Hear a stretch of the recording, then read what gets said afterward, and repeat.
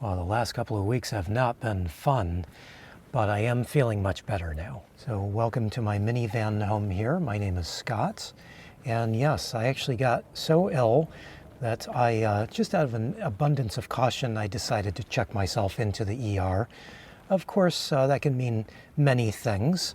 So I think the best way to answer how ill was I should tell you how many cups of coffee I've had over the last 2 weeks. That'll give you a good, clear indication of how I've been feeling. And I've had 0 cups of coffee for the last 2 weeks. So yeah, I guess I was pretty ill. Now, of course, when you go to the ER, they run with an abundance of caution as well. So they checked me over, and within just a few minutes, they realized there wasn't anything really seriously wrong with me. Unfortunately, I did spend about 3 hours there. I think it was about 3 hours. I kind of lost track of time a bit there because I wasn't feeling so good. But I think I was there about 3 hours, and it wasn't because there was anything wrong with me and that I needed any real attention. It was just that right after I got admitted, they got really busy. And so they just kind of pushed me aside and let me be while they attended to people that actually needed help. And at that point, I felt kind of bad for going into the ER because there were obviously people that really needed some assistance, and I was just there taking up space. So I felt a little bit bad and sorry for myself at that point. But again, an abundance of caution is probably a good idea. And really the thing that was wrong with me the most, I think, is that I'm not 20 years old anymore. In fact, it's probably been 50 years since I was 20 years old, or something like that anyway. And so that was really the problem. I'm just getting old. And so they got me squared away, got me feeling better, and then sent me on my way. So with the abundance of caution taken care of, I started to feel better, and I've been feeling a little bit better since then. Although this is not a cup of coffee yet. I'm still not drinking coffee. Still at the 0 cups of coffee. This is actually some herbal tea. I'm drinking spearmint tea. So I guess I'm not totally back to normal yet. Now, before I get into the interesting part of the story, because there is something interesting to talk about over the last 2 weeks that I've had to deal with being sick, a much more interesting aspect to talk about. The fact that I had to spend a few hours in the ER was a bunch of nothing. I'm obviously feeling much better now. But I do just want to take a moment and talk about the little ER here that I went into. So I'm in a small town at the moment. I'm in Fort Bragg, which is about 3.5 hours north of San Francisco, up here in the Northern California coast. And I've been coming back to this area for the last several years as much as I possibly can. For one, it's a beautiful area, but two, I found that people are just very friendly here, and it's just a nice environment to be here. Anytime I interact with anybody around here, it's just always a positive experience. And even though I haven't had a whole lot of experience with going into hospitals or ERs, I was surprised that that carried over to this ER here.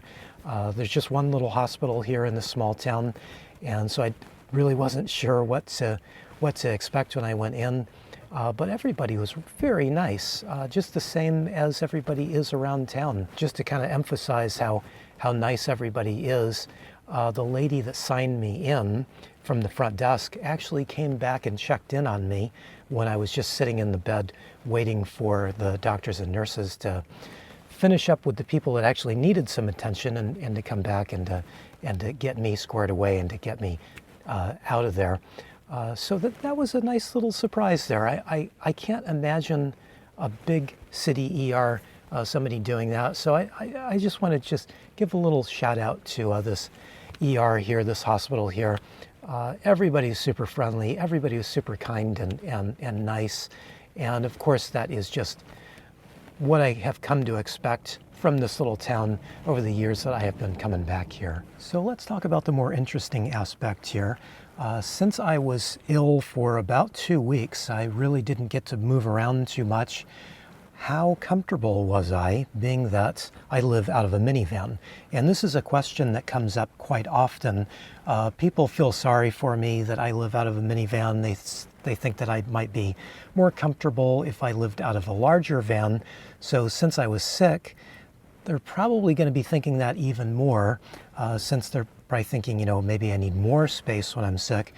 So I just want to cover that. And first of all, before I give you my definitive answer on this, I prefer a minivan over any other type of vehicle to live out of. It's just my personal preference. This is my second minivan that I've been living out of, and I'm getting close to 9.5 years of living out of minivans. I like a minivan. I think a minivan is perfect. But the reason that I think a minivan is perfect to live out of is because I like to be outside as much as possible. I'm not a person that watches TV. I don't play video games. I want to be outside walking around. And so that's something that you should probably know straight away. I get a lot of questions about, does your back hurt? Do your knees have problems because you're always sitting down? Well, no, because I'm always standing up and I'm always walking around outside where I want to be. I'm not really sitting around inside my little minivan, and that's why a minivan is kind of the perfect vehicle for me, is because I'm outside. So the minivan kind of just needs to be big enough for me to sleep in and cook in and do the little things that I need to do inside it. And then it gives me the opportunity to go to a nice place like I am here. Fort Bragg is beautiful here. It's just absolutely beautiful here. And then I can get out and walk around, which is what I want to do as much as humanly possible. So with that out of the way, I was actually very comfortable. And this is something I found in my old van. My old van was a little bit smaller, actually quite a bit smaller, but it was a minivan just as well. But I found with my old van, maybe was slightly more comfortable than this van, and that has to do with just the little size difference.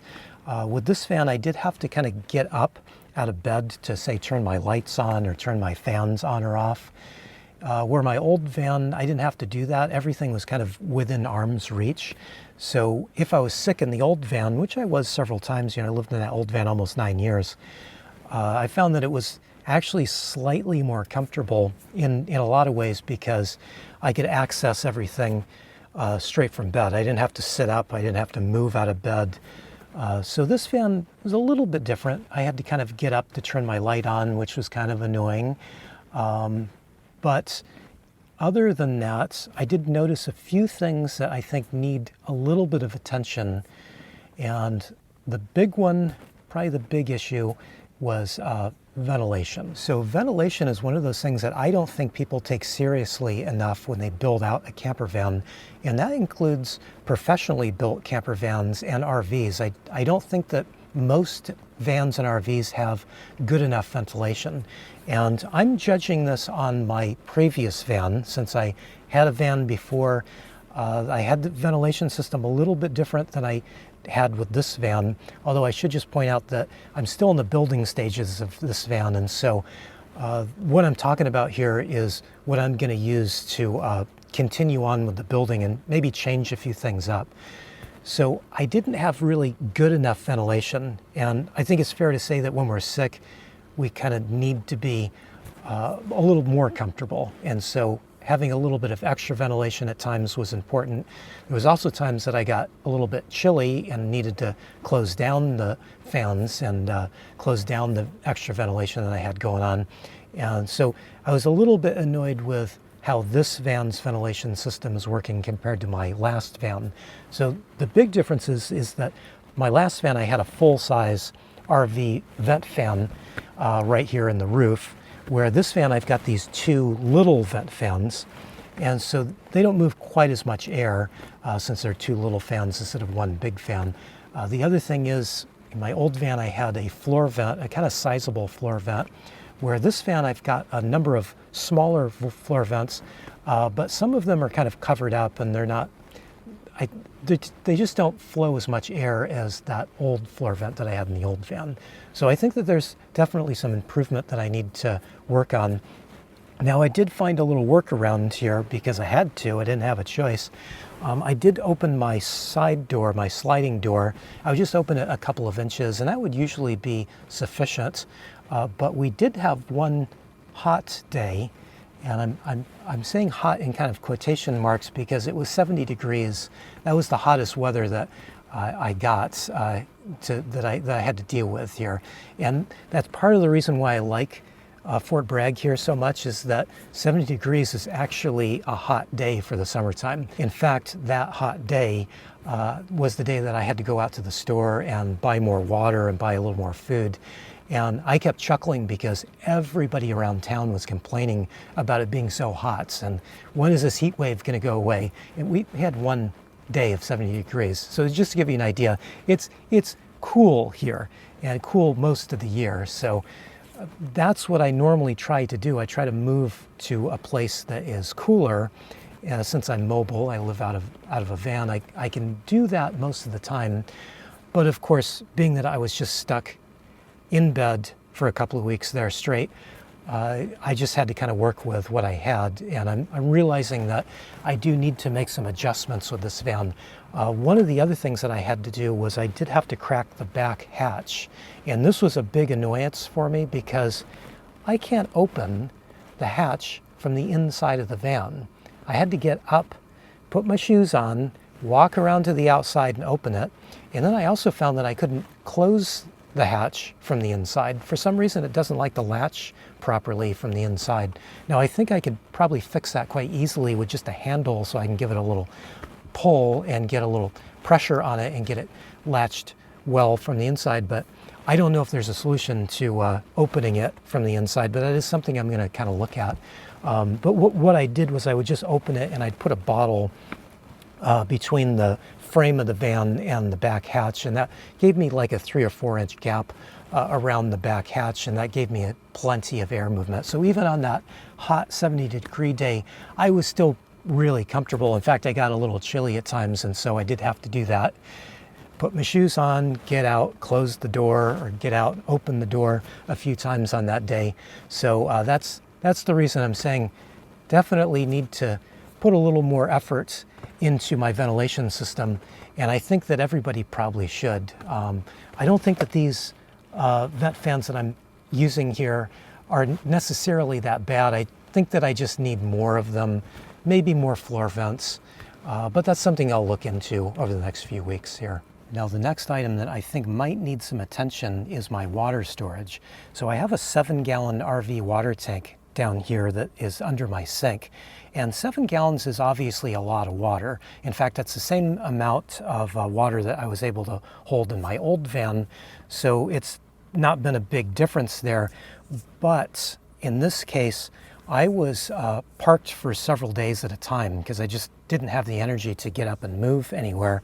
And so I almost ran out of water. I find that I have to refill this about every 3 days. And I very nearly ran out of water during that time. So I'm thinking that maybe 7 gallons might not be enough going forward. I'm bound to get sick again at some point. Again, you know, it's been a long time since I've been 20 years old. So, you know, we all get sick from time to time. So I'm thinking that this could be a problem in the future. Now, how I work with this is I have another portable water container. It holds 5.5 gallons. And generally I'll take that and fill that up and then bring that over to the van here. And then this water tank that I have has this nice big top on it. And that's the reason I picked this one, because I thought having an opening that's this big would be a lot easier to fill. That was one of the problems with my old van. I had just a small portable water tank that I had strapped in under my sink in my old van, and it was very difficult to fill. I would spill water all the time. So this tank is definitely much better. It's a lot easier to fill. I think I can probably actually get a full 7 gallons in this tank versus the other one, just because it was portable and I had a pickup tube in it that so that my water pump could pull the water out of it. I probably couldn't quite get a full 7 gallons in that. But in any case, I think maybe going forward, I would like to have 9 or 10 gallons. Just have another day or two of water on hand that I don't have to worry about filling it up again. Of course, it's not really that difficult to refill it, but I did have to do it, and I really wasn't in the mood to do it. Of course, I did that when I went to the store. I went over to Safeway, which was just a few blocks away from the ER here. I actually parked in front of the ER for about a week and a half. just because it was the easiest thing to do. I always park on a street somewhere, just public parking on a public city street, and so that's what I did. There was plenty of parking across the street from the ER, and so that's what I did. I just parked there, but then I did run out of water, and I did want a little more food, and so I ended up going to Safeway. So while I was there, I filled up my water, and then I actually filled up my portable water container so that I'd have a little bit more water on hand. So I think my portable water container is working out quite well. Having 5.5 gallons as a backup is great, but 7 gallons, even though that is a lot, and it is a lot of weight, obviously, I think I'd like to have a larger container. I don't necessarily have to fill up a larger container. If I had a 9 or 10 gallon container, I wouldn't necessarily need to fill it up all the time, but I can only get 7 gallons in this one, and that proves to really just be 3 days of supply. So I think that's probably something I'm going to look into, is maybe swapping out this water jug for something bigger at some point. Now, the other little annoyance that I had, and I guess I was annoyed quite a bit, right? But I was sick, so I had a reason to be annoyed. There were times that I wanted to sit up in bed, and I don't really have a good place to do that. Now, most of the time I really just wanted to sleep, or at least lie down, but there were a few times I wanted to sit up, and I didn't really have a great place to do that. I just have a couple of spots. I have a little stool back in front of my sink that works perfectly well, so I'd sit back there. But I kind of just wanted to sit here, and that's what I used to do in my old van. My old van had a cabinet here that I built, and this one I did something different. I just went with a shelf, and this is not working out quite so well. Now I realize this, being through a little sickness where I'm sitting in the van for a number of days, I realize that I'm going to have to make some adjustments to this. I think just because it's up so high, there isn't really any way to give me any back support. So I can sit here for a couple of minutes, but for any real length of time, this is not a comfortable place to sit. So I will be making some adjustments with the shelf as I build the shelf out here. Again, that's another one of those things that's a work in progress. So I'm glad that I realize this now, because I can make some adjustments before I built the extra shelf that I was going to do. I'm going to retool my plans on that, just so that I have a little better space to sit if I want to sit up in kind of my little couch area. Now, of course, a lot of the time I would just kind of sit up in bed, and it was kind of easy to do that because, as you can see, I've got a mess of pillows back here. I would just put the pillows up and prop myself up against the back of the front passenger seat. Does that make sense? Back of the front passenger seat? I guess that does, sort of anyway.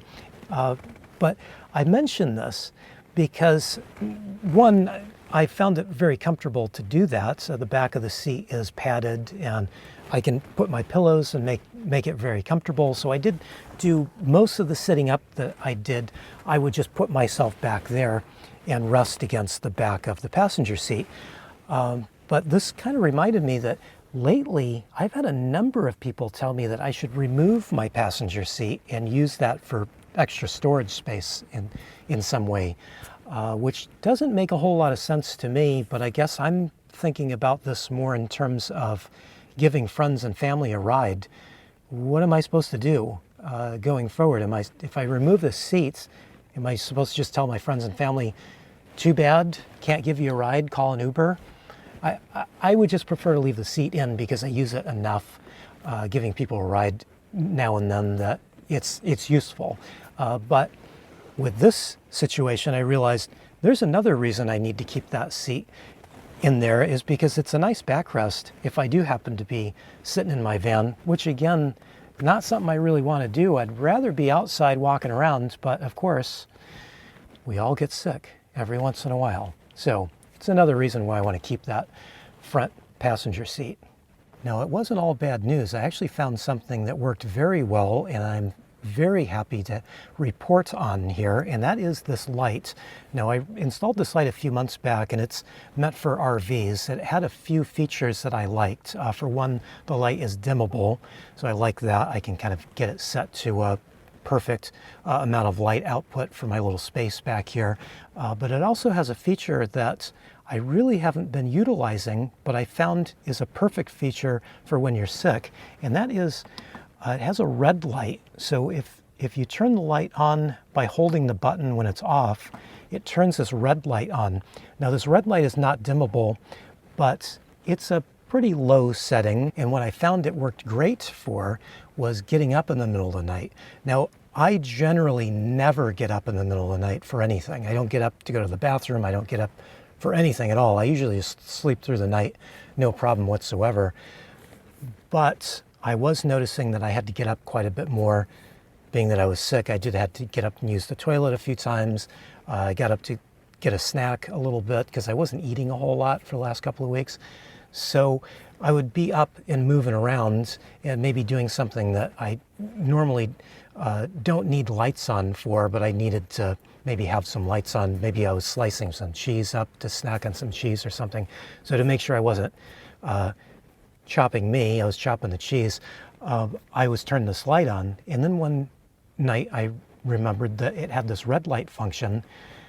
This is fantastic.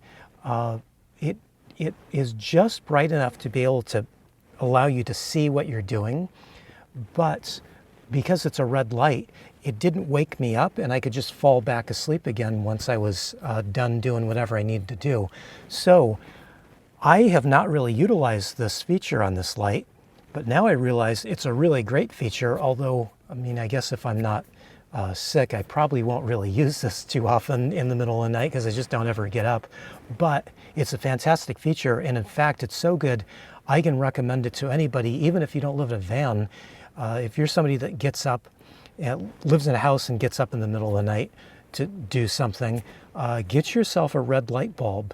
And as long as it's not too terribly bright, I found that it works really good to not wake you up, and you can just fall back asleep again once you get to do what you need to do. So the last couple of weeks have not been very much fun at all. In fact, they were quite tiresome and trying, but at least some good has come out of it. I've got a little homework to make sure that I implement some changes in the van to make it a little bit better. I guess being that I was sick and had to spend some time in the van, that has forced me to find the little problems, the little issues that need to be taken care of, and I can solve those because again, I'm still in the build out process of this van. You know, I'm still new in this van. I guess I've had it about 8 months, but pretty new, you know, short period of time in the grand scheme of things there. So this is good. You know, I'm looking at the silver linings here.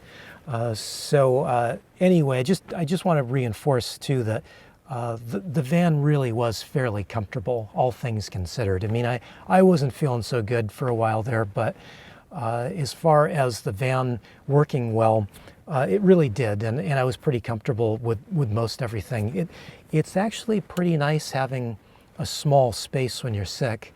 I don't like to move around a whole lot. I remember getting sick when I was younger and living at home, and we lived in a big, huge house, and I'd have to have a long walk down the hall to get to the bathroom, and that was terrible. Where here, my bathroom facilities are pretty close to hand because, of course, you know, I've only got so much space here, so don't have to go too far to get to my toilet, don't have to go too far to get to my sink, to my trash can, or even, you know, to my refrigerator to get something to snack on. So all in all, worked out pretty good, but I definitely want to make some improvements, so I will be working on that.